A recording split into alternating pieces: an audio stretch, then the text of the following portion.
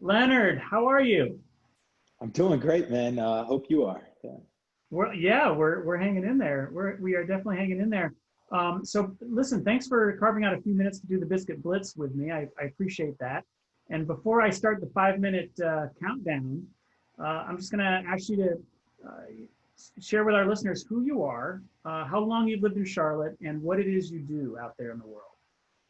Okay. Yeah. First off, thank you for having us and having myself on the Biscuit Blitz. We're excited to be a part of it.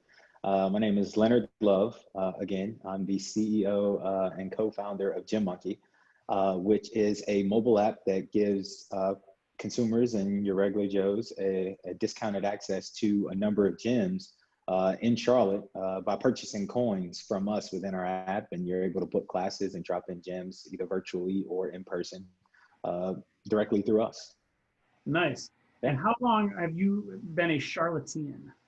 Oh man, so I'm a rare bird. I am a Charlotte native. Really? So born and raised in Charlotte. Went to Idlewild Elementary first, Devonshire, then Randolph Middle School, then David W. Butler. Then from there, I went to Appalachian. But I lived in Charlotte the majority of my life. After college, I spent a small stint in Raleigh. Then I moved to Boston for about a year or so, and then Rhode Island and Providence for about another year or so. And then came back home, I want to say around 2014, 2015. And I've been back and I love it. I mean, I've traveled a lot in my past career and I was able to see the world, and nothing did it quite like Charlotte. So Oh, man, I it's a love to hear nice, that. healthy balance. Yeah. Yeah, and you've been able to see Charlotte evolve over these years too, which is a unique perspective, to have in Charlotte, given the fact that so Oh, many yeah. aren't from here. Yeah, most definitely, man. I remember a time where going downtown was like, don't go downtown after a certain time, right? And now we all live down there. The epicenter was built. You just live on the south end or live in uptown. Uptown now, what they like to call it. I'm from here, so we call it downtown still. But yeah, man, I love to see how Charlotte has blossomed. It's one of the coolest places and one of the most unique cities, I believe. Where you have a New York City where it's a ton of transplants, I think Charlotte gives you a similar, it's not as fast paced, not nearly as fast paced, and a lot more affordable, right? But with so many transplants in the city, man, it's just super cool always being able to meet new people. And a lot of people find it interesting to know that I'm a Charlotte native when they get to meet me because I'm so rare in in the banking capital of the No South. doubt, it's like spotting a panda bear or something. It's a very rare sight Yeah, here in Charlotte. yeah, most So, definitely. all right. Well, look. Let's. I'll start the clock, and let's spend the next 5 minutes getting Biscuit Blitz together here. And let's start. I want to hear more about Gym Monkey. Tell us a little bit more about the model, but more importantly, the gyms have been struggling during the pandemic. So, how has your model evolved over this past 5 months? Let's say. Yeah. So I'll start out with the model and what our original intentions were with the app. So, there are a ton of gyms, a ton of micro gyms, ton of large gyms, and we just didn't feel like there was a lot of affordable access. But then we also didn't feel like a lot of people were aware of all of the opportunities out there in fitness. A lot of times when people are getting into fitness or looking for things to do, they just kind of search or Google the usual suspects. And there are a ton of opportunities out there for you to really truly find your fit. Because so many people fall out of fitness because they don't necessarily find something or a community that they love, right? That's Uh, me. yeah, You're describing me, Leonard. yeah. Because like maybe you go to a big box gym and you're just like, the free weight thing isn't kind of my thing, or you try something else and you're like, that's not my thing, but you don't know about just the plethora of opportunities out there within fitness and the different styles of even different types of fitness that are out there. So we wanted to build a platform that gave people the ability to not only try them, but to do it affordably.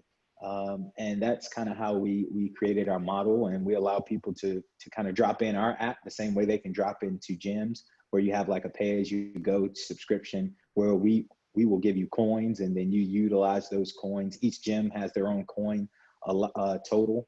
So you can use your coins however you want to, or you can become a monthly member and get a larger allotment of coins and be able to kind of, create your own little, gym flow, whether you're somebody that likes to try different things all the time, or maybe you don't want to fully commit to something. So you commit to us for a little while, and then you eventually find your way in a community, and then you go all in. Because that's what we kind of strive to do, is help people find their fit. Once you find your fit, go all in, but utilize us to kind of try different things out first. That's awesome. So there's this Yeah. sense of adventure and discovery as a part of the experience of, I guess, of doing the Gym Monkey thing. So I would imagine that a lot of outdoor activities has become a part of the your users' experience as they try to get through this pandemic period. Is that true? Yeah, most definitely. So a lot of our gyms have had to pivot their models, right? So not a lot of our partners were into virtual fitness. That was the Pelotons of the world. And those are just evolutions of, the P90X or the Insanity tapes, right? That's just an evolution of that model to the virtual space. And a lot of gyms just didn't play in that space. One, because the in-person experience is just a completely different experience, and that user is just a completely different user. Most people that can do the virtual thing don't necessarily need a community to hold them accountable, or they don't necessarily care about the community to keep them going. Where a lot of people like myself, I love people. I love being around people. I love working out with people. People motivate me, so for that world, this pandemic has been a true shift. So for the partners, our gym partners, having to create virtual spaces to stay connected to their community. And then even more so, taking another step forward, they've just started working out in their parking lots of their gyms or at a nearby park, and just creating a very similar or as close to the class experience that you can get in the actual gym, with utilizing a small fraction of the equipment that they can typically use, but just doing something so they can stay afloat and keep their doors open. And we've evolved with them. So prior to, you could just use our app for an in-person experience, which would be in their four walls. And we evolved with them to allow our users to not only book, those outdoor experiences, but those virtual experiences as well. And what we pride ourselves on is we've always been a studio-centric partner, right? As opposed to, somebody like a ClassPass that's out there. On the back end for the gyms, we've actually been able to maintain a partnership with them throughout this entire pandemic, because we pay them fairly on the back end with the payout. So, and that's a very, very important thing to us, because we understand studios, they have a lot of fixed costs, and they need to make sure they're maximizing their dollars. And during this pandemic, it has been great for us to be able to still support them and stay connected, because we have treated them so fairly, even prior to the pandemic, as far as, what we pay them on the back end, even though our users are getting a discount via us. So it's actually been pretty cool to still be able to, work with them and help them through this trying times where it's been tough for a ton of people.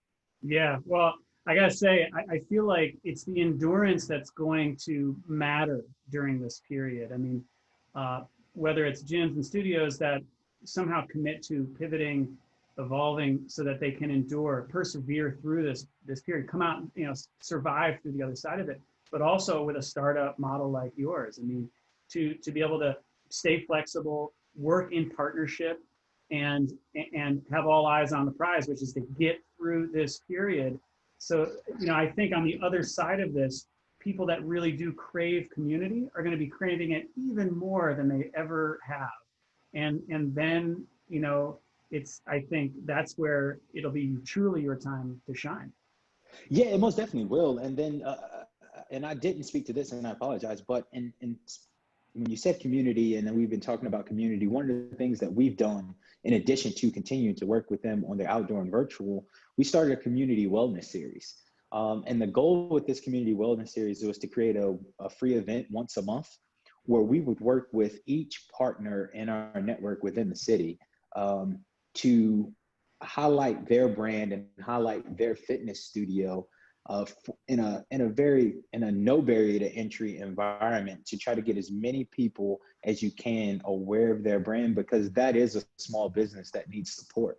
A lot of times when people think of gyms, they think of mega chains that are national companies, but the majority of your gyms are micro gyms that are small independent businesses that, are truly hurting during these times. So we've engaged them for a free community wellness event that we host once a month. And then in addition to engaging them, we're working with small vendors. So Premier Pharmacy is one that's stayed connected with us through these community wellness series events. We also had Stretch Lab as well as the V Spa at our last event.